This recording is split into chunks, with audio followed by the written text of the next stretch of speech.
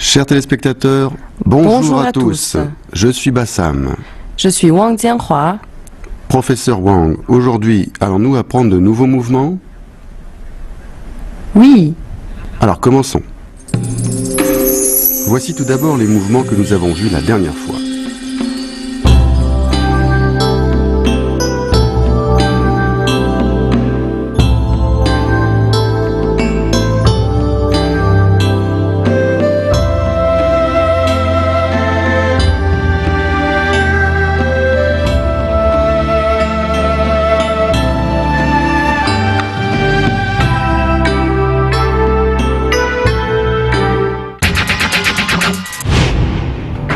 Et voici maintenant les mouvements que nous allons voir aujourd'hui. Il s'agit de la quatrième partie de l'enchaînement.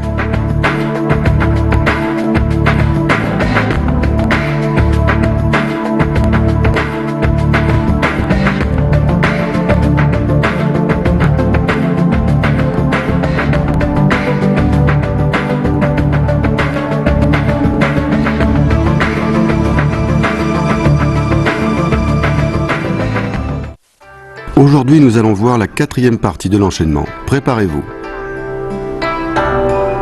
Nous allons maintenant voir se frayer un chemin. On reprend à la suite de la foudre et la tornade. La main gauche s'ouvre en arc de cercle vers le bas et vers l'extérieur. La main droite vient frapper vers le bas à gauche. Les deux mains se croisent devant soi. En même temps, on monte le genou gauche.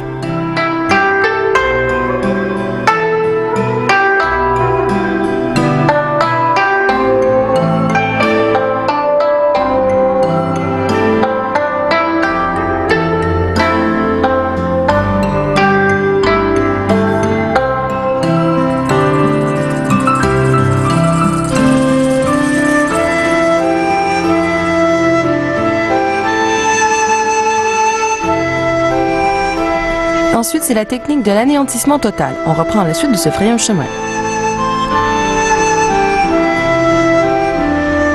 On pose le pied gauche devant soi et on saute avec le pied droit. On pivote le corps vers la droite tout en balayant horizontalement autour de soi avec le nunchaku dans la main droite. On bloque ensuite sous le bras droit et on frappe de la paume gauche en position du cavalier. Les yeux regardent à gauche.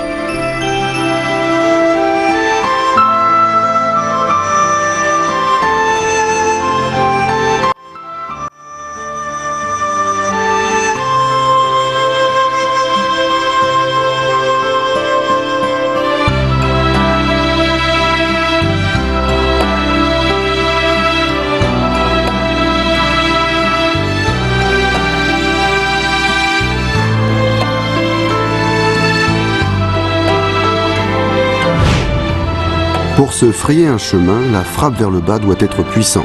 Après avoir levé le genou gauche, il faut bien garder son équilibre.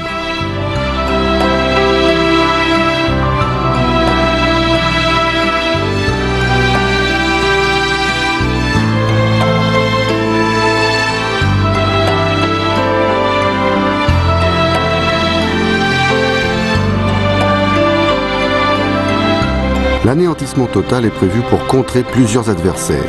Il faut faire attention à la synchronisation des déplacements, du mouvement des yeux, des mains et du corps.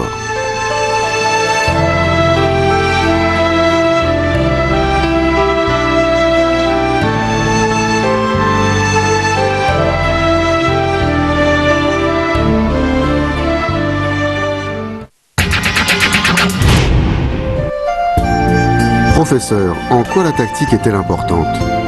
La tactique n'est jamais figée, elle dépend de chaque adversaire. En combat réel, c'est en fonction de l'adversaire que l'on décide des méthodes et des techniques à employer.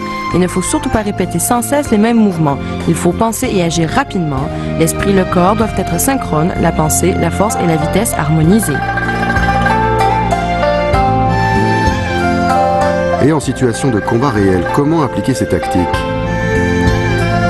Pour appliquer efficacement une tactique, il faut une observation minutieuse, un jugement posé, une anticipation précise, du courage et des prises de décision.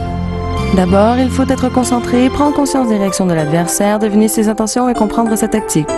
Un bon combattant se base sur les capacités et les méthodes de combat de l'adversaire pour faire évoluer sa tactique.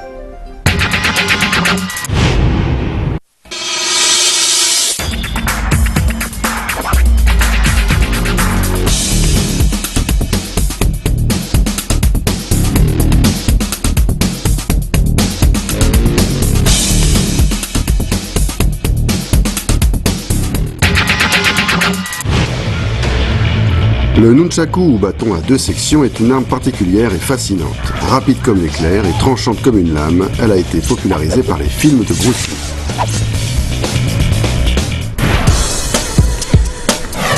Bassam Hayati est tunisien. C'est un grand amateur d'arts martiaux chinois et il a toujours rêvé d'apprendre le nunchaku.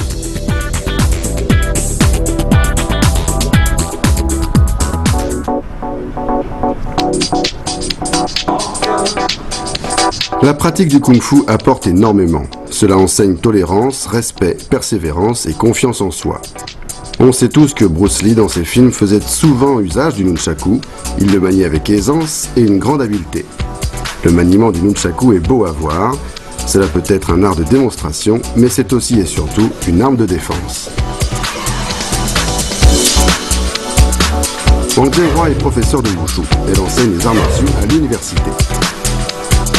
Le nunchaku est une arme courte non conventionnelle, son maniement est rapide et dangereux. En situation de combat, le nunchaku permet des frappes distantes et améliore l'habileté. La pratique du nunchaku permet donc de se protéger tout en se renforçant physiquement.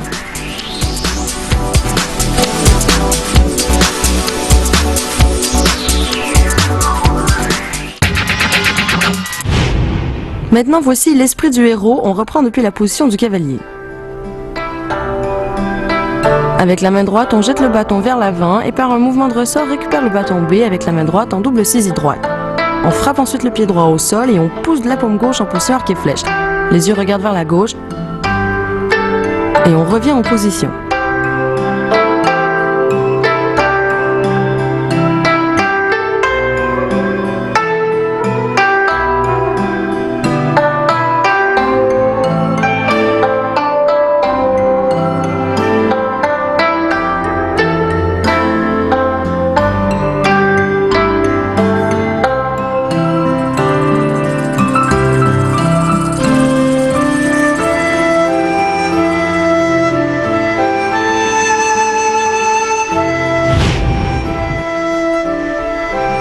Pour l'esprit du héros, quand le bâton B fait son mouvement de ressort, il faut le saisir avec précision.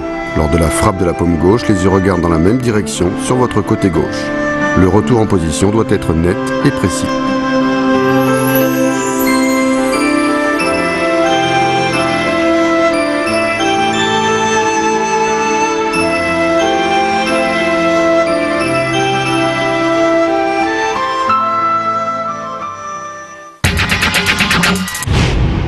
La technique de l'anéantissement total est le mouvement le plus compliqué d'aujourd'hui. Voyons comment Bassam l'effectue.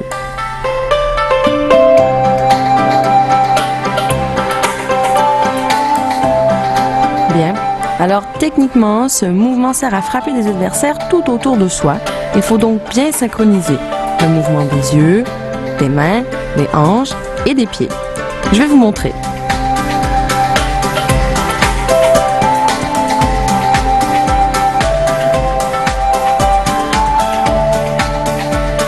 Voilà, refais-le encore une fois.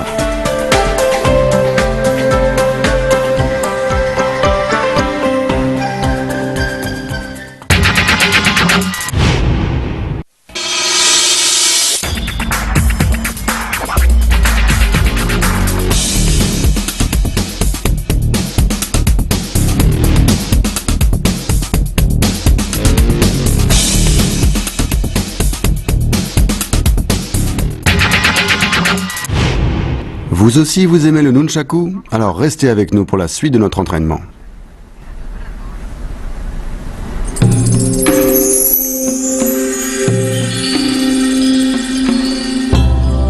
Revoyons maintenant les mouvements que nous avons appris aujourd'hui. Se frayer un chemin.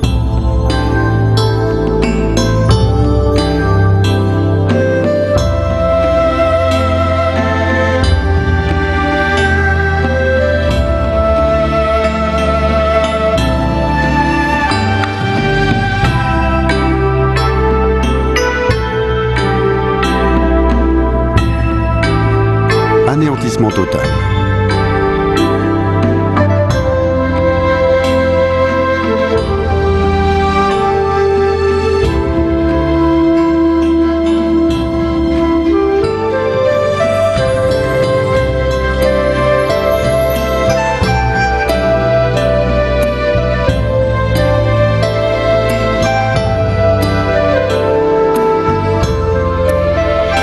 l'esprit du héros et retour en position.